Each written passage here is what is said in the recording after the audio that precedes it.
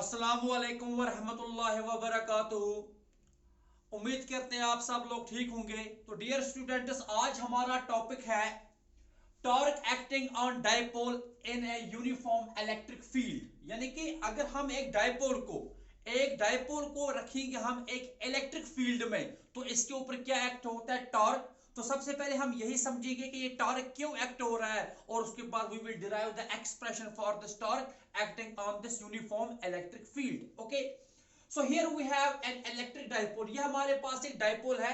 Dipole जो which consists of charges minus Q at A and plus Q at B. ये हमारे पास dipole एक है such that the dipole moment देखिए, डायपोल मोमेंट की डायरेक्शन कहां से कहां तक होती है?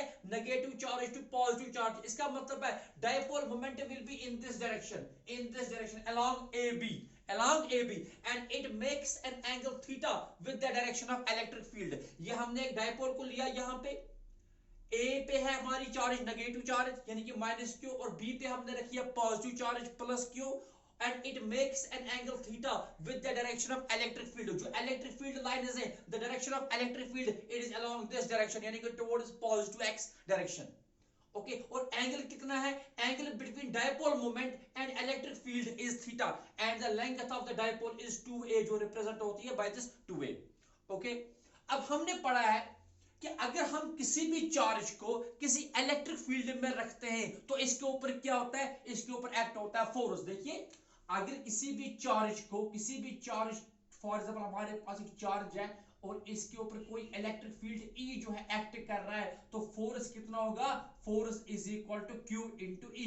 This is the force acting on a charge in an electric field. अगर ये चार्ज पॉजिटिव है ना, अगर ये चार्ज जो है ये पॉजिटिव है, so it will move in the direction of electric field, और अगर ये चार्ज नेगेटिव है तो ये मूव करेगी opposite to the electric field.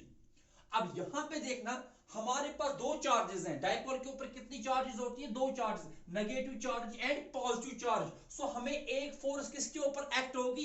इस पॉजिटिव चार्ज के ऊपर, और एक फोर्स किस पे एक्ट होगी? इस नेगेटिव चार्ज के ऊपर। ठीक, अब ये चार्ज तो पॉजिटिव है ना, इलेक्ट्रिक फील्ड की डायरेक्शन ऐसे है, तो इसके ऊपर जो फोर्स एक्ट होगा वो इस डायरेक्शन में एक्ट होगा, this one. So this is the F1।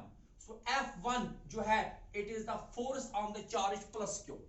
It is in the direction of electric field. Positive charge के ऊपर जो फोर्स होता है it is in the direction of electric field.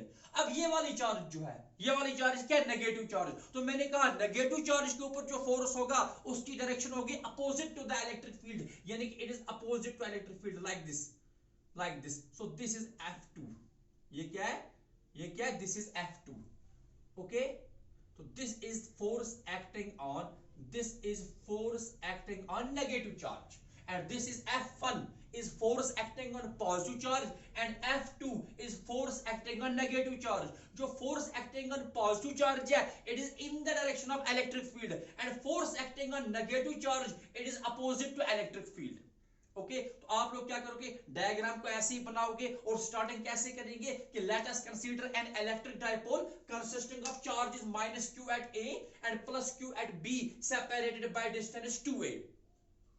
let dipole moment makes an angle theta with the direction of electric field E।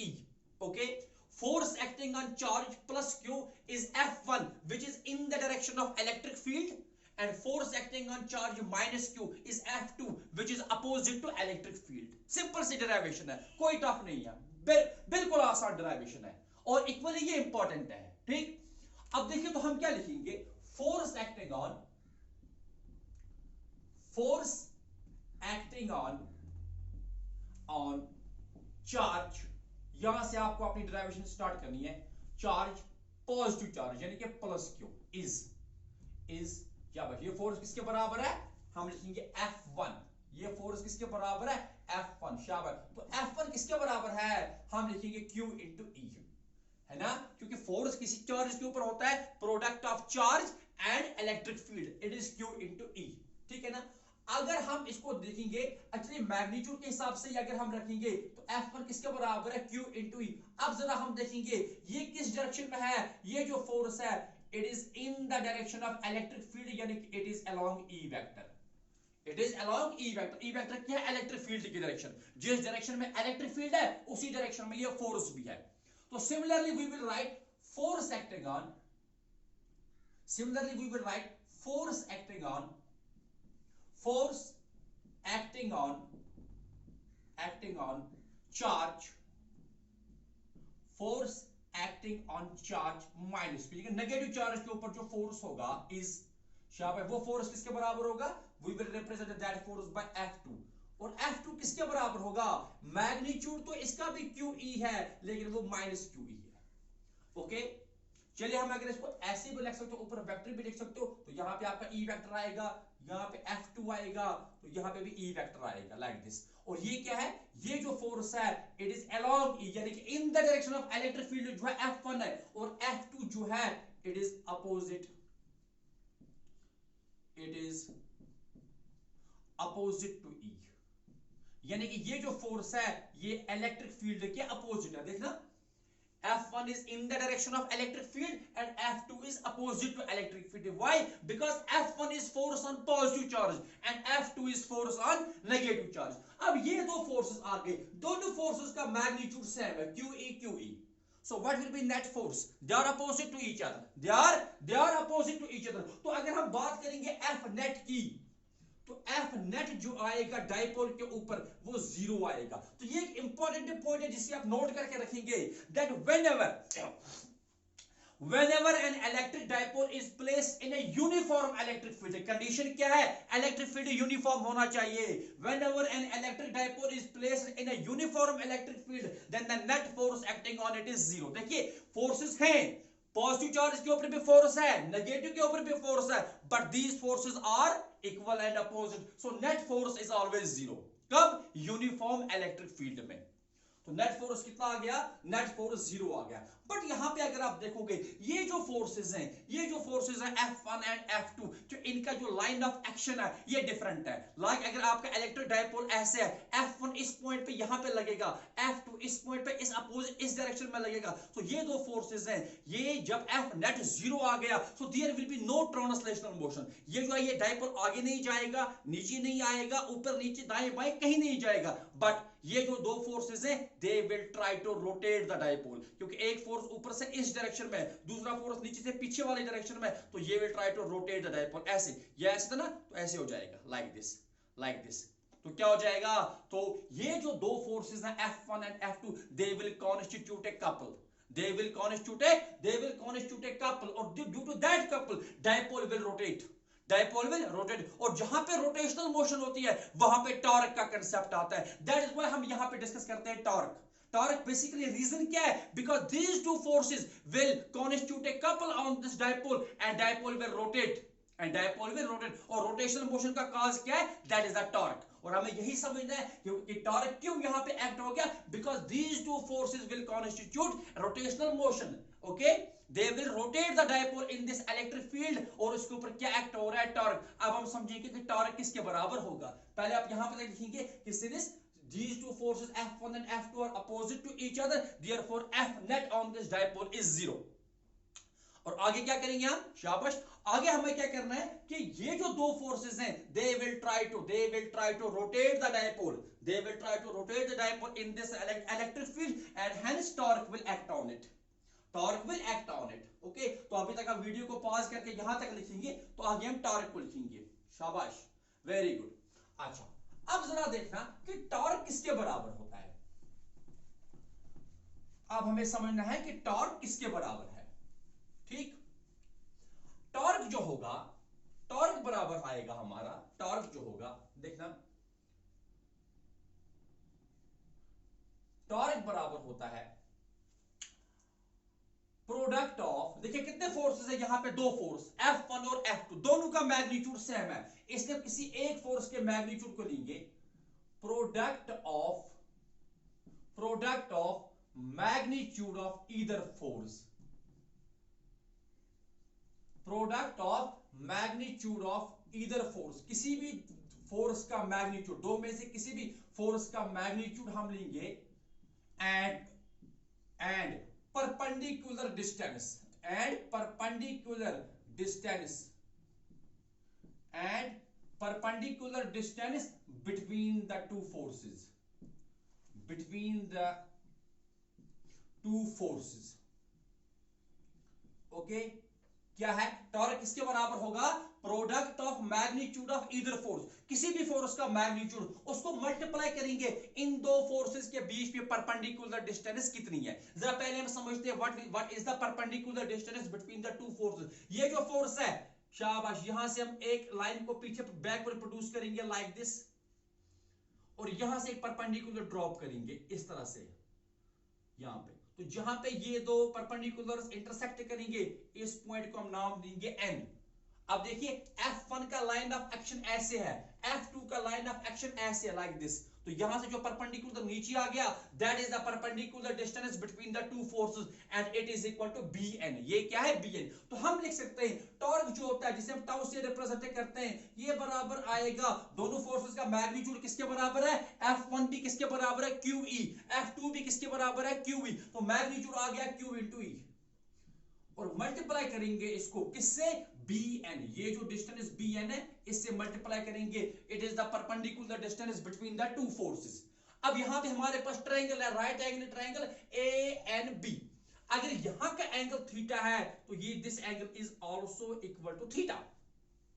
Now we will calculate Bn। अब theta के लिए Bn जो है it is the opposite side और AB जो है it is the hypotenuse. तो हमें आएगा from this triangle A and B we can write Bn, we can write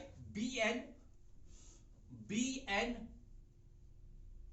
divided by AB। जरा देखना ये कौन सा ट्रिग्नोमेट्रिक रेशियो है, Bn is perpendicular, AB is hypotenuse, Bn by AB it is equal to sin theta।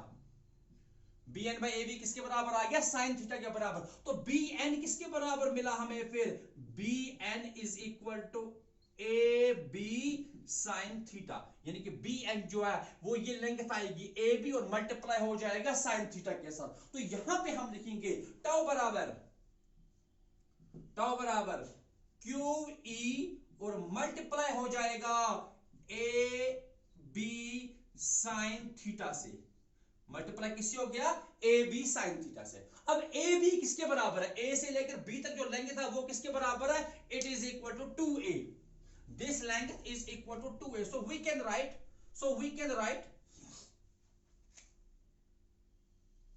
Right tau is equal to शाबाश किसके बराबर आ गया QE के बदले QE तो ऐसे ही रहेगा, QE ऐसे रहेगा और मल्टीप्लाई हो जाएगा AB के बदले क्या आ जाएगा 2A sin थीटा। और we can write tau is equal to शाबाश पहले मैं लिखता हूं 2A, ऐसे लिखेंगे Q into 2A और मल्टीप्लाई हो जाएगा E sin थीटा। थोड़ा मैंने इनको उधर इधर लिखा, ठीक है ना, यहां पे पहले मैंने Q लिखा फिर इस 2A को लाया Q into 2A और फिर मल्टीप्लाई हो गया E sin थीटा के साथ। Now what is this product Q into 2A शाबाश। In case of dipole Q into 2A कितना होता है very good, Q into 2A जो प्रोडक्ट होता है it is called P dipole moment.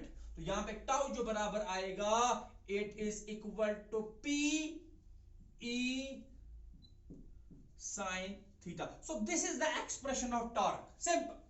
Torque बराबर है torque acting on this dipole is equal to PE sin theta. P कहां से आ गया, P जो होता है Q into 2A, देखना Q into 2A जो होता है ये P के बराबर होता है dipole moment. So torque is equal to PE sin theta. आप वीडियो को पॉज करके पहले यहां तक लिखेंगे, ओके। तो टॉर्क किसके बराबर आ गया very good, torque is equal to PE sin theta. Simple सी डेरिवेशन है इसकी। कैसे हमने टॉर्क को कैलकुलेट किया, पहले दो फोर्सेस को कैलकुलेट किया, बाद में टॉर्क बराबर होता है magnitude of either force into perpendicular distance between the two forces that is the Bn। और Bn का वैल्यू हमें क्या मिलता है 2A sin थीटा। तो सिंपली हमने लिखा QE into 2A sin theta, तो आंसर आ गया PE sin थीटा। ठीक है, आप थोड़ा सा इसको और समझते हैं, हम देखेंगे टॉर्क कब मैक्सिमम होगा और टॉर्क कब मिनिमम होगा, ठीक है ना, क्योंकि ये थीटा पे डिपेंड कर रहा है। Torque depends on theta, so theta will change, theta will have different values, okay. अच्छा, तो टॉर्क हमें जो मिल गया, torque it is equal to P E, शाबाश, पी ई साइन थीटा। अच्छा, अगर हम स्पेशल केसेस डिस्कस करेंगे तो नंबर फर्स्ट, अगर हम मानेंगे, पहला जो केस अगर हम मानेंगे कि थीटा बराबर 0 डिग्री। अच्छा, थीटा बराबर 0 डिग्री का मतलब क्या है? थीटा किसके बीच में एंगल है?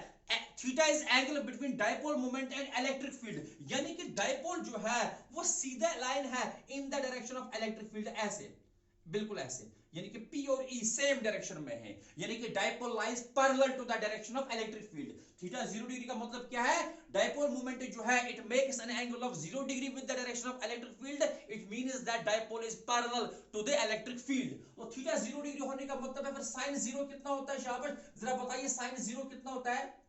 हाँ, साइन 0 डिग्री होता है बराबर 0 के ही बराबर, so it means that tau is equal to 0। तो कोई भी टॉर्क एक्ट नहीं करेगा अगर हमारा एंगल जो है वो 0 डिग्री है। देखिए टॉर्क का काम क्या है? टॉर्क का काम होता है to align the dipole in the direction of electric field. Torque का काम होता है कि ये डायपोल को lie in the direction of electric field. अब थीटा 0 डिग्री का मतलब है डायपोल तो पहले से ही इलेक्ट्रिक फील्ड की डायरेक्शन में है, तो टॉर्क तो एक्ट ही नहीं होगा।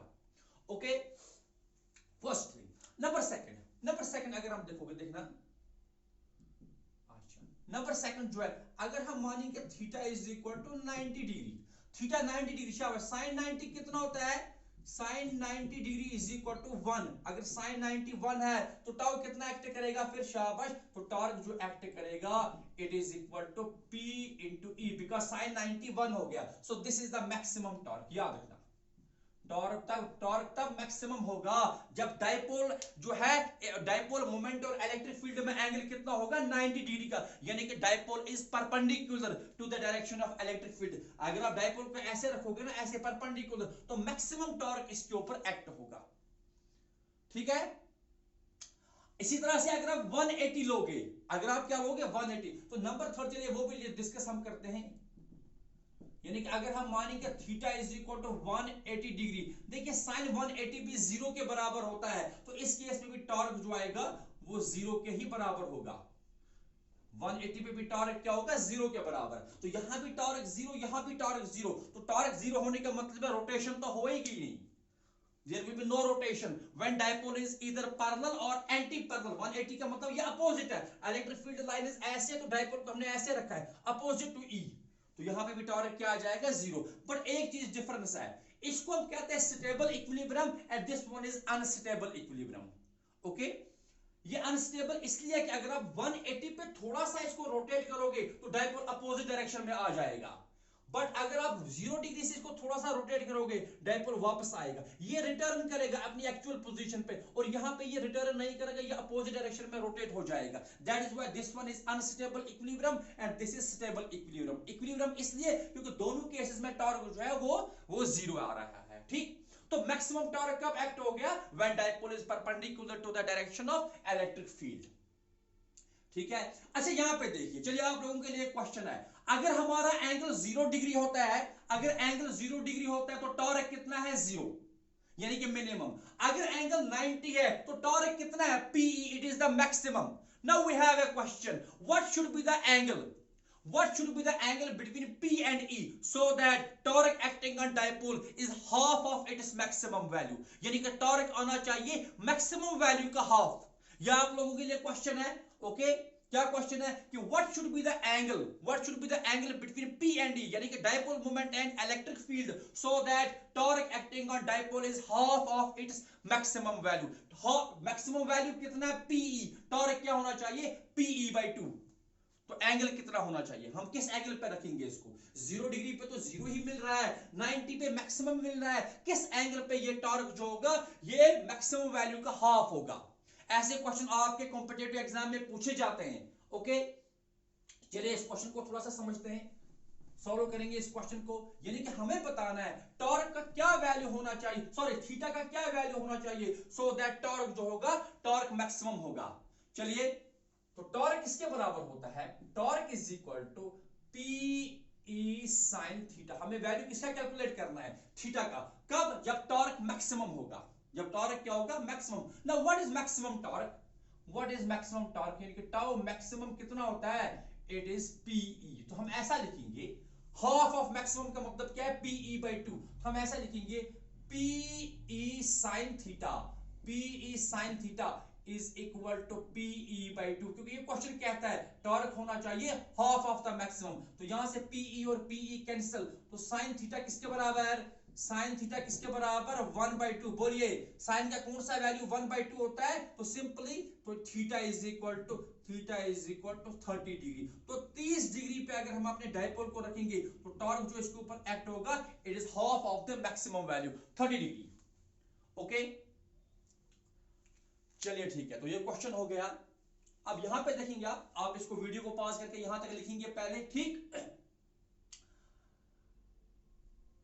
अब यहां से देखना, we can define dipole moment, we can define dipole moment in terms of torque। कभी एग्जाम में क्वेश्चन आएगा आपको कि derive the expression of torque acting on dipole in an electric field and hence define dipole moment। जब वहां पे ये वाला क्वेश्चन पूछेंगे तो आप dipole moment की वो डेफिनेशन नहीं लिख सकते कि it is the product of magnitude of either charge and dipole length। नहीं, उन्होंने कहा and hence define dipole moment, यानी कि you have to define dipole moment on the basis of torque। Okay देखना, तो टॉर्क किसके बराबर है, मैं यहां पे लिखूंगा डेफिनेशन ऑफ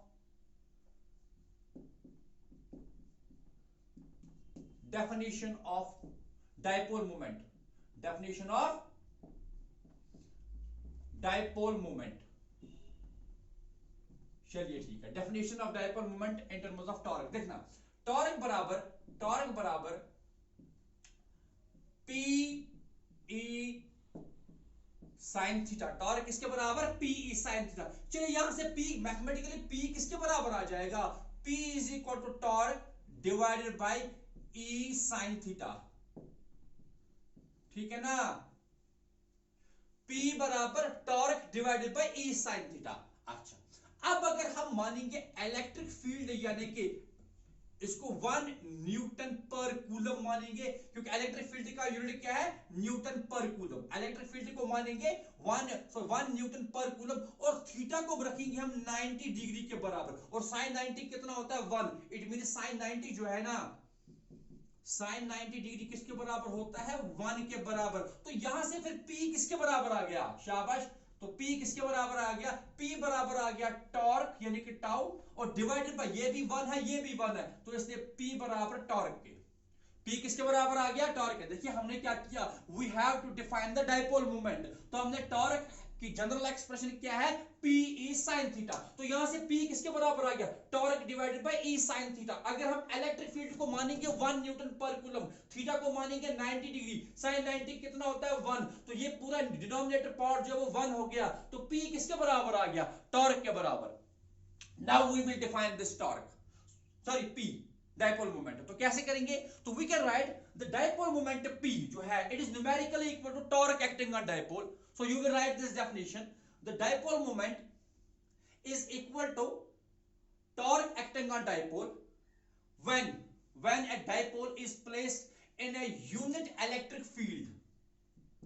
किस इलेक्ट्रिक फील्ड में रखा आपने, यूनिट इलेक्ट्रिक फील्ड में, such that dipole moment makes an angle of 90 degree with the direction of electric field। ऐसे भी आप लिख सकते हो, या आप एक और तरीके से भी डिफाइन कर सकते हो इसको कि thus dipole moment is numerically equal to torque acting on dipole when it is placed perpendicular to the direction of electric field and magnitude of electric field is 1 Newton पर कूलम। ठीक, तो ये तो हो गई डेफिनेशन ऑफ टॉर्क, ठीक है।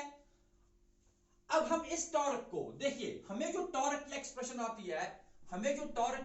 आती है वो किसके बराबर है, torque is equal to P E sine theta, torque is equal to P E sine theta, ठीक है ना। तो ये हमने डिराइव किया एक्सप्रेशन ऑफ टॉर्क, यानी कि जो टॉर्क जो है, torque is equal to P E sine theta, ठीक। अच्छा P क्या है, डायपोल मोमेंट, ये तो वेक्टर है। E क्या है, इलेक्ट्रिक फील्ड, ये भी तो वेक्टर है। हमने पढ़ा अगर कहीं पे हमारे पास दो वेक्टर्स होंगे A और B, इसका मतलब है A B sin थीटा जो होता है, क्या ये होता है, ये हमने पढ़ा है बेसिक्स ऑफ वेक्टर्स। इसको हम लिख सकते हैं it is A cross B, it is A cross B। तो सिमिलरली वी कैन राइट, अगर P वेक्टर है, डायपोल मोमेंटम वेक्टर है, इलेक्ट्रिक फील्ड भी वेक्टर है और यहां पे sin थीटा आ रहा है, so we can write in vector form, we can write in vector form. Torque हमारा जो है, क्योंकि टॉर्क तो वेक्टर आएगा, तो वेक्टर फॉर्म में हम लिख सकते हैं torque is equal to P vector cross E vector, torque is equal to P vector cross E vector. So this is the torque in vector form. याद रखना P vector cross E vector. कभी आपको numerical आ सकता है, कभी MCQ पूछ सकते हैं, which of the following equation will represent the torque. तो चार ऑप्शंस होंगे, P cross E, dipole moment cross electric field, ठीक। अच्छा, नाउ अगर ये क्रॉस प्रोडक्ट है, ये वेक्टर है, इसका मतलब obviously it has some direction, it has some, इसकी कोई ना कोई डायरेक्शन होगी। तो डायरेक्शन कैसे हम कैलकुलेट करते हैं, A क्रॉस B। अगर आपके पास दो वेक्टर्स है, वेक्टर A और वेक्टर B, लाइक दिस, देखना अगर आपके पास एक वेक्टर A है, एक वेक्टर B है, ये यहाँ पे A है, ये यहाँ पे B है, शायद इनके बीच में एंगल थीटा है, how you will find direction of A cross B, obviously, ठीक। तो कौन सी डायरेक्शन होगी, तो राइट हैंड थंब रूल है ना, तो आप अपनी फिंगर्स को कर्ल करोगे in the direction of A cross B, तो थंब जहां पे जाएगा तो that is the direction of A cross B। अगर A इस डायरेक्शन में, B इस डायरेक्शन में, so you have to curl the fingers from A to B like this. Thumb कहां की तरफ है, थंब इज परपेंडिकुलर इनवर्ड्स, तो इस पे जो टॉर्क एक्ट होगा वो या A क्रॉस B की डायरेक्शन होगी, दैट इज परपेंडिकुलर इनवर्ड्स। अगर आपको B क्रॉस A कैलकुलेट करना है, direction of B cross C, तो अपने हाथ राइट हैंड को ऐसे फैलाइए in the direction of B, curl कीजिए अपनी फिंगर्स को, राइट हैंड की फिंगर्स को कहां की तरफ, B तो ऊपर है ना, ऐसे मूव आना है, ऐसे घुमाना है। थंब कहां की तरफ है, thumb is perpendicularly outwards, so that is the direction of B cross A। तो सिमिलरली अगर हमें बताना होगा what is the direction of torque, यहां पे जो ये टॉर्क है इसकी क्या डायरेक्शन होगी। आप डायपोल मोमेंट तो यहां से है, इलेक्ट्रिक फील्ड यहां से, आपको ऐसे घुमाना है, ऐसे अपने राइट हैंड की फिंगर्स को घुमाना है, तो थंब कहां है, इट इज परपेंडिकुलरली इनवर्ड्स। तो अगर आपसे डायरेक्शन पूछा जाए तो इस केस में डायरेक्शन जो है it is perpendicularly inwards like this, okay. So इस तरह से हमने क्या किया, we have derived the this expression of torque acting on a dipole in a uniform electric field। तो टॉर्क की क्या एक्सप्रेशन आई, मैग्नीट्यूड में P sin theta, vector form में P क्रॉस E, और आज हमने इस डिफाइन भी किया किसको, डायपोल मोमेंट को on the basis of torque, okay. So important हमें यहां पे कंक्लूजन क्या मिलता है कि जब भी हम एक डायपोल को रखेंगे एक यूनिफॉर्म इलेक्ट्रिक फील्ड में, तो इसके ऊपर नेट फोर्स जीरो होता है बट टॉर्क जीरो नहीं होता। याद रखना, कभी एमसीक्यू पूछा जा सकता है, a dipole in a uniform electric field experiences, फिर वहां पे चार ऑप्शन होते हैं, टॉर्क तो होगा, yes torque will be there, but there is no force, कोई भी नेट फोर्स जो है वो यहां पे जीरो आ जाएगा, ठीक है। बट अगर यही डायपोल आप नॉन यूनिफॉर्म इलेक्ट्रिक फील्ड में रखोगे, ये तो यूनिफॉर्म इलेक्ट्रिक फील्ड की बात है, अगर आप यही dipole non uniform electric field में रखोगे, वहां पे फोर्स भी एक्ट होगा और टॉर्क भी एक्ट होगा। यहां पे फोर्स जीरो है बट टॉर्क है, वहां पे जो है नॉन यूनिफॉर्म इलेक्ट्रिक फील्ड में क्या होगा, दोनों चीजें, both force as well as torque will act. So I hope आपने इस टॉपिक को अंडरस्टैंड किया होगा। Thank you very much.